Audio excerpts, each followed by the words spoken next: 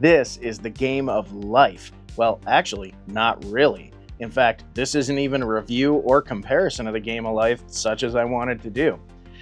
Let me explain.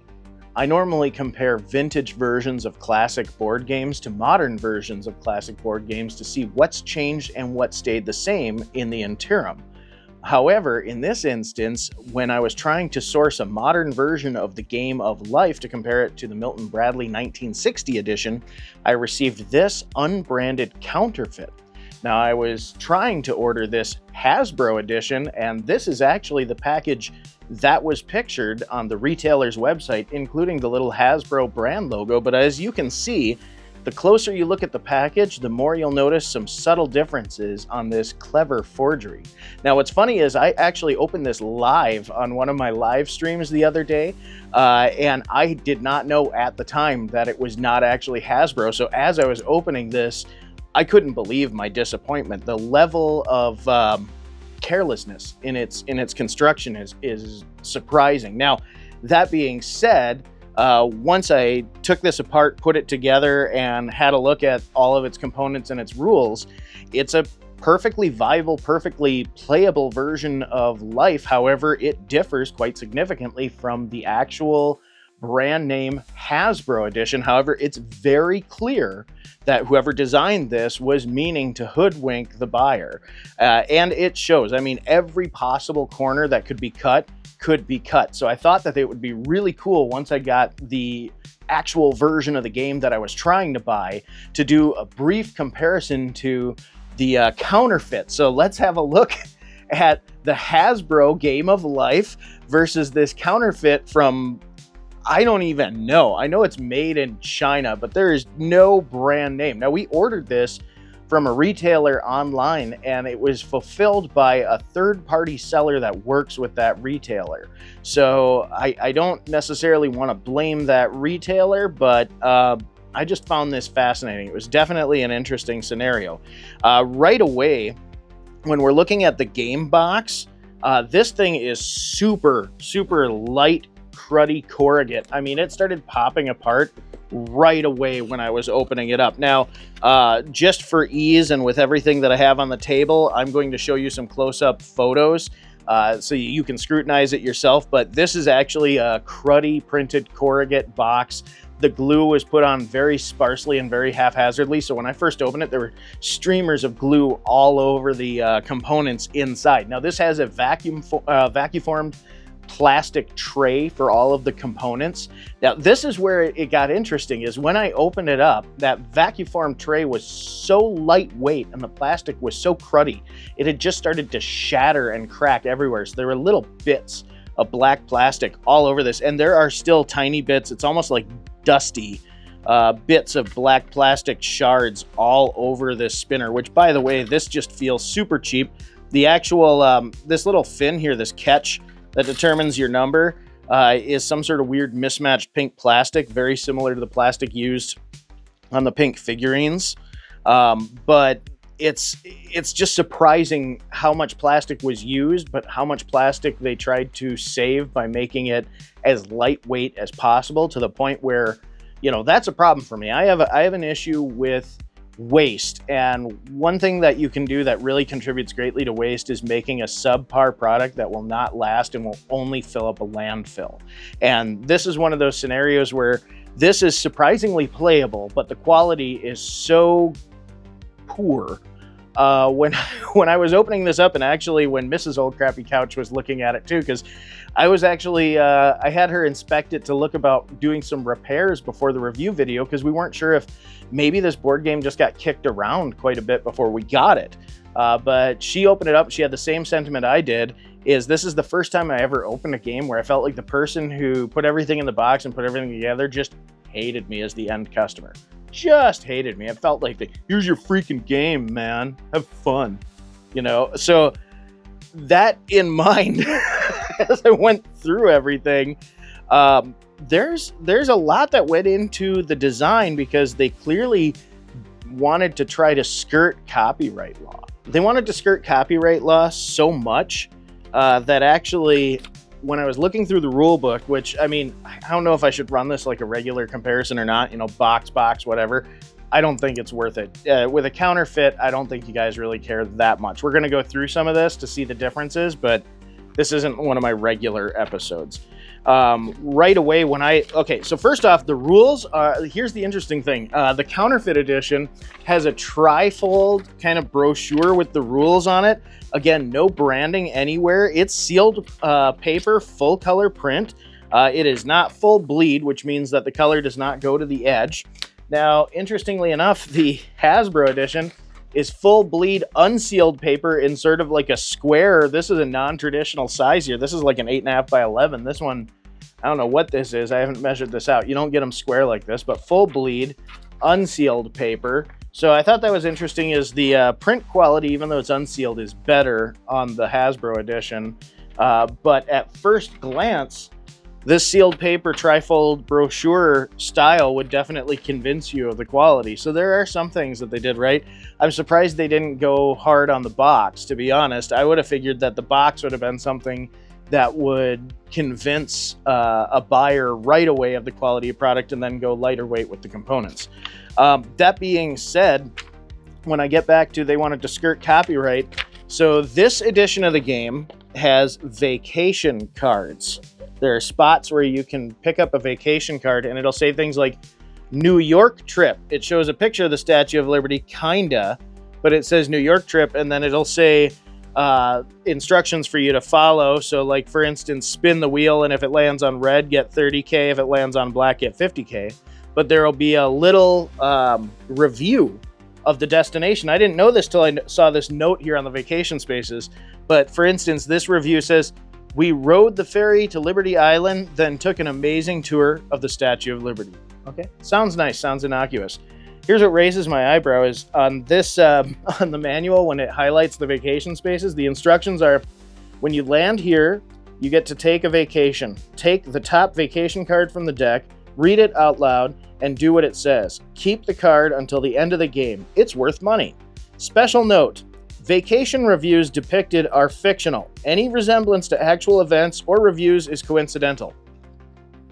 Never once would it have crossed my mind that they would have stolen reviews and slapped them on counterfeit Game of Life cards until I saw that disclaimer.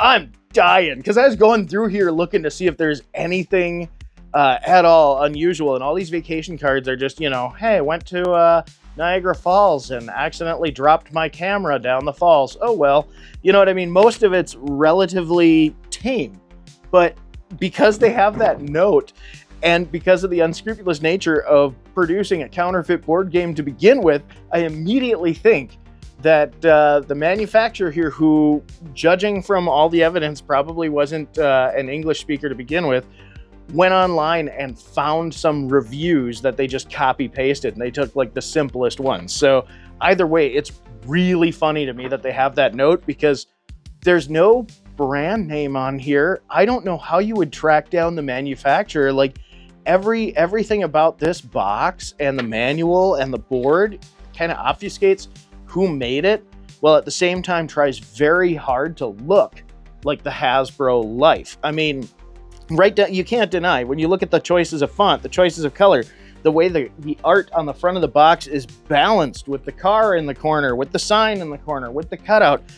This is very obviously an intentional forgery. Now, the rules are very similar, oddly enough, because I mean, the Game of Life, the rules haven't changed a whole lot from the 60s. There are some differences in how decisions are made, how much money you get, things like that. Actually, there are fewer loose parts and everything's a little bit more organized down to cards. In fact, I think it's funny that the forgery requires more decks of cards.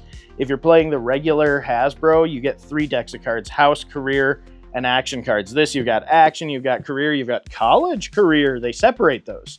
In the normal Hasbro edition, the careers are intermingled, whether they're college or not, and you just can't accept one that requires a diploma. Here they have a separate one. They've got the house cards, and then they added the vacation stuff. Now, this is kind of neat with the modern, is they have invest cards, and these are actually matched to the player colors. So, for instance, each player at the beginning of the game will get their car, their personal peg, their investment card, and $250,000. Great way to start life out, right? Now, the cool thing is with these investment cards, you'll notice there are numbered spaces at the bottom of the board. In the modern version of Life, you can actually place those investment cards under those numbers, and then you get to collect on your investment throughout the game as players spin that number on the spinner. In this instance, they have a more classic approach. The original game of Life in 1960 allowed you to kind of gamble. You would instead place money on that numbered strip, but to avoid any appearance of copyright infringement, instead they give you these colored tokens, and when players land on a spin to win spot, they just put their colored tokens on the little spin to win wheel, similar to how they have the spin to win in the corner on the Milton Bradley here, or I'm sorry, the Hasbro. And in this instance, it plays similar to roulette. If your number comes up, you win.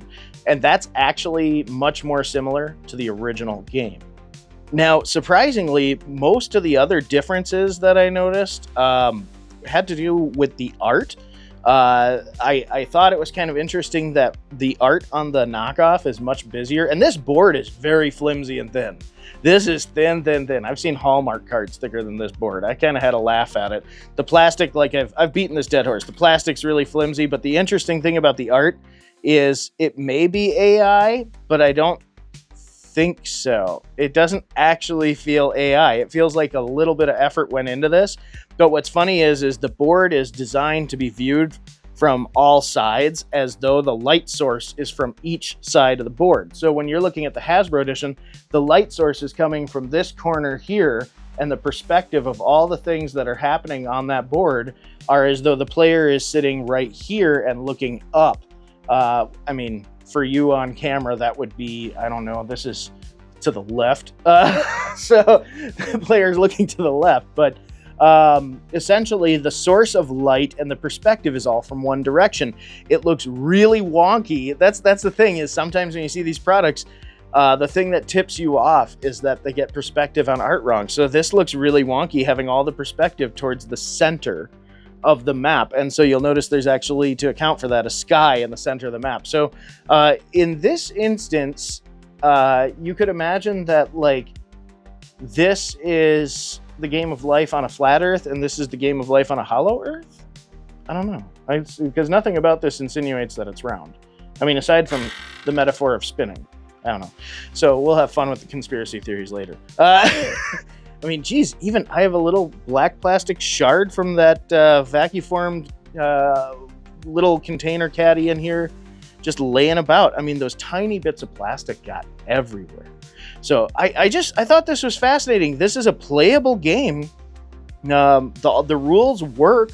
It's fun. It plays like Life, just a little bit different. You have the vacation cards and stuff. So oddly enough, it is a different flavor on the game of Life. It's clearly copyright infringement. There's no hiding that it's copyright infringement. I actually want to look into it closer and find out exactly what they ducked and what they could get hit with. Because, like, as a consumer, if it wasn't that I purchased this for the show, I would have been upset. I'm still a little bit upset at being hoodwinked. I think everybody is, but I thought this made some interesting material. I thought this was a very interesting thing to look at. I didn't think that when I was trying to buy from a retailer online that, I mean, it's an American retailer, I'm an American, I did not expect the counterfeit products to be quite this subversive. I mean, this is really, I'm actually surprised at how much work they went to make it look so similar, while at the same time just different enough.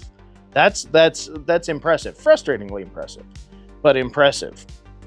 So I just got to ask, this is my first time getting this. Like, I've gotten counterfeit Blu-rays before. I've gotten counterfeit merchandise online, but this is the first time that I've ever got such a clever counterfeit. I could see where if somebody never thought to check for branding, they might just go, oh, they've really made the game of Life cheap. I mean, I know it fooled me for a good while. It wasn't until I started looking into this and getting it set up for playtesting and everything that a lot of red flags started raising, and I was trying to look at copyright dates and everything to make sure that I was all ready to go, and this is missing so much. So, but I'm also surprised that it had all the components needed to play a game. I mean, and it was albeit different, it was a functional version of the game of life. So this is kind of fascinating, especially when they added the vacation stuff. I'm wondering if the vacation stuff was specifically added to differentiate this game even further. So, and I guess I don't know if this is close enough as far as the art to really get them in trouble or not. I would assume so, but there are a lot of variables there. So they really kind of got down and dirty with this one. I'm not gonna lie, to the point where it's really deceptive. So very impressive. So I gotta ask you, have you ever ordered a game online or purchased a game and found out that it was counterfeit?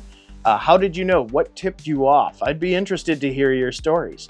Comment below, let me know. Thanks for joining me today. I do have a review coming up for the Game of Life, and yes, we will be using a legitimate copy from Milton Bradley to compare to this current copy of Hasbro's Game of Life. So you will be able to tell the difference of what's changed and what stayed the same over the course of about 60 years. It's a pretty good span for that game. So comment below, let me know. Thanks for joining me today, and we'll see you next time.